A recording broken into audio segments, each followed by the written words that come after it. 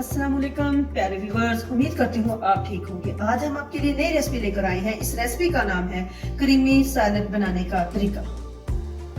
Creamy salad बनाने के लिए किन किन अज्जा की जरूरत है?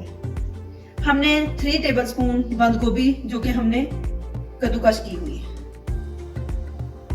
2 टेबलस्पून हमने दही ऐड करनी है, 3 टेबलस्पून हमने चीनी ऐड करनी है, 2 टेबलस्पून हमने फ्रेश क्रीम जो कि हमने घर पे बनाई हुई है, 3 टेबलस्पून हमने गाजर जो कि हमने कश की हुई है। अब हम इसको बोल के अंदर ऐड करते हैं। अब हम इस बोल के अंदर बंद गोभी 3 टेबलस्पून ऐड करते हैं।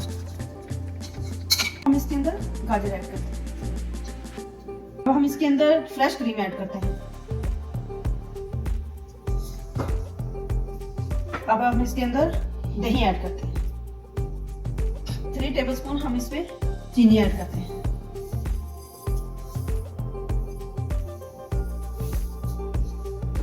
अब हम इन सारी चीजों को अच्छे से मिक्स कर लेते हैं।